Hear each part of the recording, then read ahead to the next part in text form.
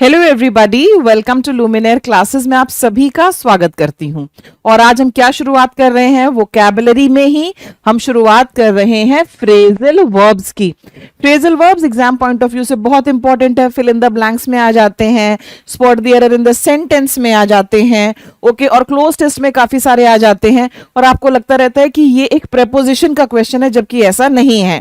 और phrasal verbs भी मैं आपके साथ जो है अल्फाबेटिकली करवाऊंगी, इससे बाहर आपका कुछ भी नहीं आएगा। और ये एक ऐसा सेक्शन है जिसको स्टूडेंट्स ठीक से नहीं पढ़ते हैं, और जो पढ़ लेते हैं उनको दूसरों पर एज मिल जाती है और उनका एग्जाम क्लियर हो जाता है। ओके, सो इसको भी हम अल्फाबेटिकली करेंगे। ये पूरी की पूरी जो सीरीज है अल्फाबेट A to Z होगी। ओके, सारे हम इसमें कवर करेंगे। और इसकी जो प्रैक्टिस एक्सरसाइज है वो आप जाकर लुमिनेयर के स्टडी मटेरियल से कर लेना, ठीक है। तो चलिए शुरुआत करते हैं, देखते हैं। यहां पर आप देखिए अल्फाबेट A से आज मैं आपको करा रही हूं। और पहला हमारा क्या है, पहला हमारा है act for, right. Act for का मतलब होता है ऑन बिहाफ ऑफ समबडी, आप किसी और व्यक्ति की तरफ से काम कर रहे हैं, राइट। जैसे मान लीजिए प्रिंसिपल छुट्टी पर है, तो प्रिंसिपल की जिम्मेदारियां जो है वो वाइस प्रिंसिपल पर आ जाती हैं। तो the vice principal acted for the principal. बात समझ में आई आपको? Okay, it is used when we represent any person. इसका उपयोग तब किया जाता है जब हम किसी व्यक्ति का प्रतिनिधित्व करते हैं। जैसे फॉर एग्जांपल लीगल ट्रायल जब होती है, कोर्ट में मामला हो, फिर वो जो लॉयर है आपका वो क्या करता है, वो आपके बिहाफ पर काम करता है। So he is going to act for you. Clear to you? और भी बहुत सारी जगह जब कैप्टन जो है वो नहीं है तो फिर क्या होगा, the vice captain acted for the captain. Clear to you? तो हमारा सबसे पहला क्या है, सबसे पहला है हमारा act for. Okay, he acted for his sick colleague during the negotiation. Clear to you? The elder brother of the family, he acts for the family, यानी कि वो फैमिली के बिहाफ पर काम करता है, उन्हें रिप्रेजेंट करता है। This is the first one. अब उसके बाद हमारे सामने क्या है, एक्ट ऑन। ओके, ऑन भी हो सकता है, यहां पर एक्ट अपॉन भी हो सकता है। ओके, एक्ट ऑन और एक्ट अपॉन समथिंग, किसी चीज पर असर डालना, प्रभाव डालना, ये इस तरह से यहां पर दिया हुआ है। It is used when one follows someone's advice, instructions और ऑर्डर्स। देखिए, मान लीजिए मैं आपसे कहती हूं कि ठीक है आप रोज ये वीडियो देखिए, ये क्या है, मेरी आपको ये सलाह है कि आप हमारे साथ जुड़ जाइए और चैनल पर जो है आप वीडियो देखिए। आप हमारा लुमिनेयर का इंग्लिश मास्टरी कोर्स ज्वाइन करो, सिस्टमैटिक। ये जो सारी चीजें मैं आपसे कह रही हूं, जब आप इनके ऊपर काम करने लगेंगे, इनको फॉलो करने लगेंगे, तो फिर हम क्या कहेंगे, द स्टूडेंट्स acted on या acted upon the advice given by Neeru ma'am. Clear to you? act on या act upon, इसका उपयोग तब किया जाता है जब किसी की सलाह, निर्देश, आदेश आदि का पालन किया जाए। यंग बैट्समैन को जो कैप्टन है उसने कोई सलाह दी, कोच ने कोई सलाह दी कि तुम ऐसे शॉट मारो, अगर वो उस पे काम करने लगे, वैसा काम करने लगे, the young batsman acted on the advice of his coach and changed his technique. Clear to you? ये हमारा सेंटेंस था, ठीक है। और क्या हो सकते हैं, she acted on her teacher's suggestion and applied for the Aadhaar card. He acted on the advice of the social worker and applied for the ration card. Clear to you? ये हमारा नंबर 2। आगे देखो आपके सामने क्या है, आगे आपके सामने है act out. Act out. It is used when something is performed well with actions and gestures like in a play. इसका प्रयोग तब किया जाता है जब कुछ अभिनय और इशारों के साथ अच्छी तरह से नाटक के रूप में प्रस्तुत किया जाता है। ओके, छोटे बच्चों को कभी आपने देखा है वो पोएम्स वगैरह कैसे सुनाते हैं, पूरे एक्सप्रेशंस के साथ वो सुनाते हैं। मछली जल की रानी है, जीवन उसका पानी है, हाथ लगाओ डर जाएगी, बाहर निकालो मर जाएगी। वो जो पूरी एक्टिंग के साथ आप कुछ करके दिखाते हैं, पूरे अभिनय के साथ, वहां पर यूज होता है एक्ट आउट। जैसे फॉर एग्जाम्पल दशहरे के टाइम में क्या होता है, ओके, रामायण जो है वो एनसीआर में परफॉर्म की जाती है। तो सेंटेंस देखो यहां पर, the story of Ramayan is acted out in various parts of Delhi around Diwali. ये है हमारा act out. Okay, the drama team acted out the final battle scene with passion. They acted out the teacher's instructions very well. Okay, ये था हमारा number 3। अब हमारे सामने एक और है, वो एक्ट आउट था और ये है एक्ट अप। एक्ट अप का मतलब होता है बुरी तरह या अजीब सा बर्ताव करना। It is used when someone does not behave properly और something does not function properly.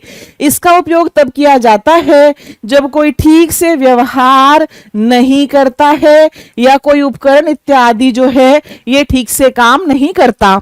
His mother gave him a good thrashing as he acted up when the guests were around. Yes, okay.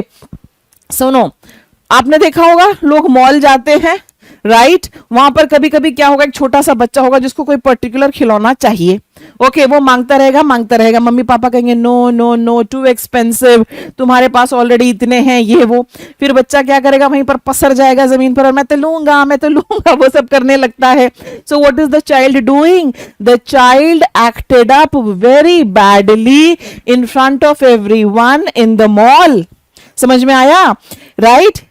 और क्या हो सकता है? He acts up every time his parents do not give him what he wants. बुरी तरह से व्यवहार करना। ठीक है, आगे एड अप। अब देखो यहां पर बड़ा इंटरेस्टिंग है, एड अप की 2 यूसेज हैं। ठीक है, यहां पर देखो यूसेज 1 और यूसेज 2। पहला क्या है?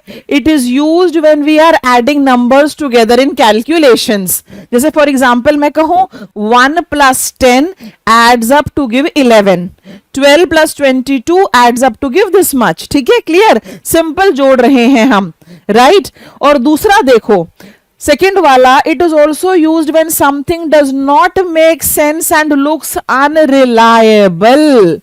समझ में आया आपको? आप मुझे कोई बात कह रहे हैं और मुझे लग रहा है कि नहीं ऐसा हो तो नहीं सकता।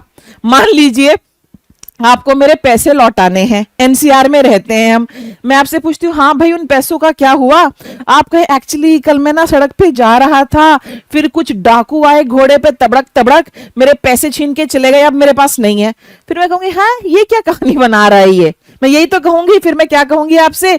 Your story does not add up. मतलब आप जो कह रहे हैं जब वो कन्विंसिंग नहीं लगे सामने वाले का, तब ये फ्रेज यूज हो जाता है, it does not add up. इसका प्रयोग तब किया जाता है जब कुछ समझ में नहीं आता और अविश्वसनीय लगता है। Clear to you? देखो यहां पर 2 एग्जांपल्स है। All the excuses that she gave for her absence seemed to add up। अगर हम कह रहे हैं seemed to add up, इसका मतलब है कि it did make sense, logical लगा। क्लियर? जब हम कहते हैं डिड नॉट एड अप, इसका मतलब है कि वो हमें सेंसिबल नहीं लगा। अब यहां पर देखो हमारे सामने है आंसर बैक। आंसर बैक बिल्कुल सिंपल है, पलट के जवाब देना। देखो स्टूडेंट्स, जब आपके सामने कोई ऐसा फ्रेजल वर्ब आ रहा है जो आप फर्स्ट टाइम सुन रहे हैं, उस पर आप निशान लगाएंगे और उसको लर्न करो, रिवाइज करो, अपने कमरे में किसी ऐसी जगह पर लिखो उसको जहां पर आपकी नजर पड़े। क्लियर? ये एग्जांपल्स मैं क्यों दे रही हूं? ताकि आप रिटेन करें अपने ब्रेन में। ओके, और यस फ्रेजल वर्ब्स को टाइम लगता है सीखने में, बट डू देम वेल, क्योंकि कोई ऐसा क्वेश्चन पेपर नहीं आता जहां पर 4-5 क्वेश्चंस जो है घुमा फिरा कर फ्रेजल वर्ब से ना आए। देखो आंसर बैक बिल्कुल सिंपल, पलट के जवाब देना। Okay, it is used when we reply back rudely to an elderly person or a person in authority. Okay, he was thrown out of the job for answering back to his manager. He answered back his manager, therefore he was thrown out of the job. Clear to you? ये हमारा क्या है? ये है number 6. Don't answer back when someone elderly is talking to you. Clear? Number 6। यहां देखो आपके सामने क्या है, ये है आंसर फॉर। आंसर फॉर होता है जवाबदेही बनना, जवाबदेही बनना। इसका मतलब क्या है? काफी बार क्या होता है ना, किसी चीज के लिए आपको जवाब देना पड़ता है। Okay, I just explain it to you. मान लीजिए आप किसी एग्जाम की तैयारी कर रहे हैं, 2 साल हो गए तैयारी होते, और आपसे पापा जी पूछते हैं, हाँ भाई बेटा 2 साल तो हो गए, कहां तक पहुंची तुम्हारी तैयारी, इस बार क्लियर होगा कि नहीं? तो क्या आपकी जिम्मेदारी बनती है कि जब आप पर इतने पैसे खर्च किए गए हैं, क्या आप बताएं पापा जी मेरी इतनी तैयारी हो गई है और यहां तक मैं क्लियर कर सकता हूं, इतने मार्क्स आ सकते हैं एंड ऑल दैट? यस, एक तरह से रिस्पॉन्सिबिलिटी होना, जिम्मेदार होना। It is used when someone is held responsible for something. जैसे for example, in a district the district collector is answerable, या फिर he has to answer for the law and order situation in the district. बात समझ में आई? इसका उपयोग तब किया जाता है जब किसी को किसी चीज के लिए जिम्मेदार ठहराया जाता है। The hostlers had to answer for their absence from the annual exam before the committee. Yes, जो हॉस्टल के बच्चे थे उनको जवाब किस चीज के लिए देना पड़ा? उसको जवाब इसलिए देना पड़ा कि क्यों वो एब्सेंट थे from the annual examination. Clear to you? The security guard had to answer for the theft which took place. The courier boy had to answer for the missing documents. Clear to you? Okay, answer for. अब यहां देखो आपके सामने क्या है, ask around. It is used when we ask people around for something like information, address, direction, etc. इसका उपयोग तब किया जाता है जब हम आस पास के लोगों से पूछते हैं। जैसे फॉर एग्जांपल, अभी तो मुझे पता नहीं, आप तो गूगल मैप आ गया, चैट जीपीटी आ गया, सब कुछ उसी से पूछो।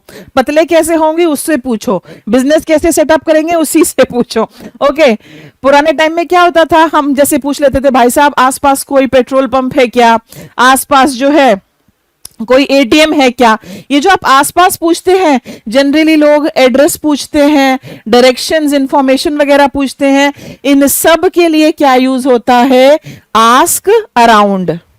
When the boy fainted suddenly in the park, his mother asked around for help. Okay, आपको क्वेश्चन कैसे आ जाएगा? When the boy fainted suddenly in the park, his mother asked के बाद यहाँ पर ब्लैंक दे देंगे around, और उसके बाद आपको 4 ऑप्शंस दे देंगे और बताइए इनमें से आपको कौन सा भरना है। इस तरह से आएगा, ठीक है। एक और आपके लिए मैं एग्जांपल दे सकती हूँ कि when I lost my wallet, I asked around if anybody had seen it. देखिए यहां पर ask out. Okay, ask out क्या है? किसी से बाहर चलने के लिए पूछना। अब आपको मैं एग्जांपल देती हूं, ये जनरली कपल्स के लिए यूज होगा। आप किसी लड़की को पसंद करते हैं, आप उससे पूछते हैं क्या मेरे साथ बाहर कॉफी पीने चलोगी? आई एम सॉरी, तो you have asked her out, you asked her out. ठीक है, क्लियर?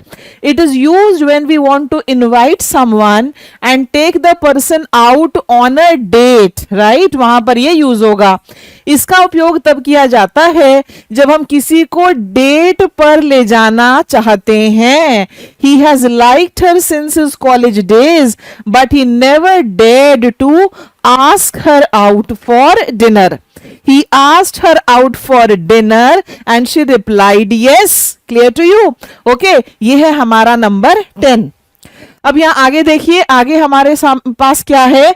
आस्क आफ्टर, अपने घर आमंत्रित करना, इनवाइट करना। It is used when we want to ask for news about someone, जब हम किसी के बारे में जो है जानकारी लेना चाहते हैं, उसके बारे में पूछ रहे हैं। इसका उपयोग तब किया जाता है जब हम किसी के बारे में समाचार पूछना चाहते हैं। He always asks after you in his letters. ये बहुत ही रेयर यूसेज है। ओके, पर जैसा मैंने आपको कहा कि अगर आप ये फ्रेजल वर्ब की पूरी सीरीज कर लेंगे तो इससे बाहर कोई फ्रेजल वर्ब नहीं आएगा, right? He always asks after your health, यानी कि वो आपसे आपकी सेहत के बारे में पूछता है। He always asks after, okay, after your new business, कि आपका जो बिजनेस है उसके बारे में पूछता है, ठीक है। अब यहां पर हमारे सामने है अटेंड टू, और attend two is very important. आपके पास जो लुमिनेयर का मटेरियल है वहां पर आप ये लिख लीजिए, important star mark question, attend to. Attend to, it is used when someone looks after something और समवन। इसका उपयोग तब किया जाता है जब कोई व्यक्ति किसी चीज की या किसी व्यक्ति की देखभाल करता है।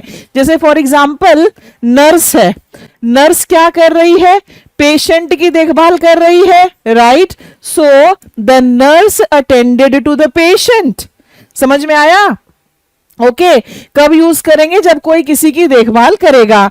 We need a nurse to attend to my grandmother. The old man attends to his plants as if they were his children. कि जो बुजुर्ग व्यक्ति है वो अपने पौधों की देखभाल इस प्रकार करता है जैसे कि वो उसके बच्चे हैं, right. Please attend to the guests as I will be 15 minutes late. Please attend to the guest as I finish this work. यानी कि आप जरा गेस्ट की देखभाल करें, तब तक जो है मैं आपको ज्वाइन करता हूं। Clear to you? नंबर 11। अब हम आ गए हैं क्विज फॉर द डे पर। आपने सारे के सारे देख लिए क्विज फॉर द डे। यहां देखिए, देखो लुमिनेयर का जो स्टडी मटेरियल है सारे प्रैक्टिस क्वेश्चंस वहां पर हैं। प्रैक्टिस क्वेश्चंस आप वहां से कीजिए। अब आपने सीख तो लिए, राइट। अब देखो, fill in the blank space correctly. As a legal guardian, she will act dash the child in the court. और हमारे ऑप्शंस क्या हैं? हमारे ऑप्शंस हैं with, by, for and over। ठीक है, ये आपके 4 ऑप्शंस हैं। मुझे आपसे इसका जो आंसर है कमेंट सेक्शन में चाहिए, ठीक है। So that's all in this video my dear students. Alphabet A से शुरू होने वाले सारे फ्रेजल वर्ब्स मैंने आपको करा दिए हैं। अगले वीडियो में फिर आपसे मुलाकात होगी। चैनल को सब्सक्राइब करें, वीडियो को शेयर करें, और वीडियो पसंद आई है तो लाइक जरूर करें। Thank you so much for watching. Bye bye.